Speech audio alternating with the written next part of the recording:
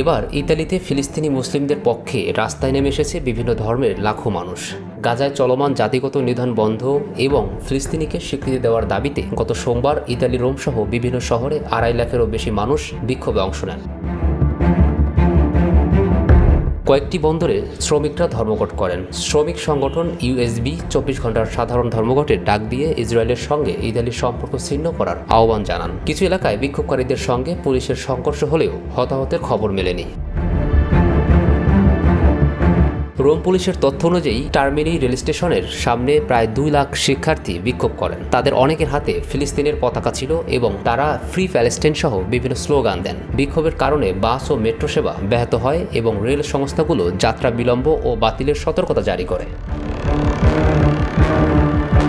তবে শান্তিপূর্ণ প্রতিবাদের ভেতরেও হানা দিয়েছে উত্তেজনা। পুলিশের সঙ্গে সংঘর্ষ, ধোঁয়া বোমা, জলকামান, তবুও হাজারো কণ্ঠ একসরে বলছে ফ্রি প্যালেস্টাইন। ইতালি আজ যেন মধ্যপ্রাচ্যের যুদ্ধের প্রতিধ্বনি হয়ে উঠেছে।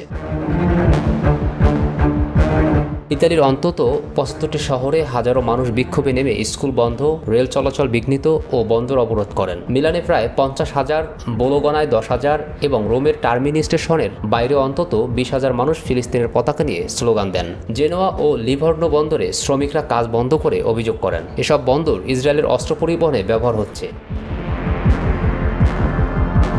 17 বছরের কিশোর মাইকেলেঞ্জেলো বলেন, আমি এসেছি নিপীড়িত, নির্যাতিত ও ধ্বংসপ্রায় ফিলিস্তিনের পাশে দাঁড়াতে। রাষ্ট্রবিজ্ঞান পড়ুয়া আলেকজান্দ্রা জানান, আমরা ইহুদি বিরোধী নই, আমরা ইসরায়েলের গণহত্যার বিরুদ্ধে প্রতিবাদ করছি যখন আন্তর্জাতিক সম্প্রদায় এ নিয়ে বোবা ভূমিকায় আছে। মিলানে পুলিশের সঙ্গে বিক্ষোভকারীদের সংঘর্ষ হয়। বিক্ষোভকারীরা রাস্তায় আগুন জ্বালায়, বোতল ও পাথর ছোড়ে। পুলিশ টিয়ার গ্যাস ব্যবহার করে তাদের ছত্রভঙ্গ করে। বোলোগনায় জলকামান ও লাঠিচার্জে রাস্তায় জড়ো হওয়া মানুষদের সরিয়ে দেওয়া হয়। এতে অন্তত অর্ধশত পুলিশ আহত হয়েছেন, কয়েকজনকে আটকও করা হয়েছে।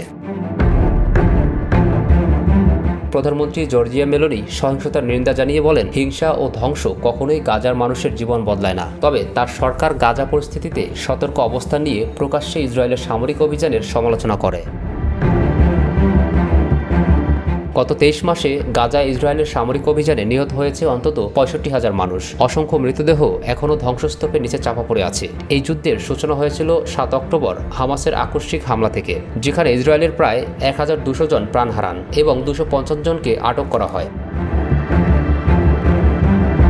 ফ্রান্স সহ একাধিক ইউরোপীয় দেশ জাতিসংঘ সাধারণ পরিষদে ফিলিস্তিনিকে রাষ্ট্র হিসেবে স্বীকৃতি দেওয়ার পথে এগোচ্ছে। তবে ইতালি এখনও সেই সিদ্ধান্ত থেকে দূরেই রয়েছে। তবে ইতালির জনগণের এই প্রতিবাদ শুধু জনস্রোত নয়। আন্দোলনকারীরা বলছেন, ইতালিকে জাতিগত নিধনের সহায়ক ভূমিকায় দেখা যাবে না।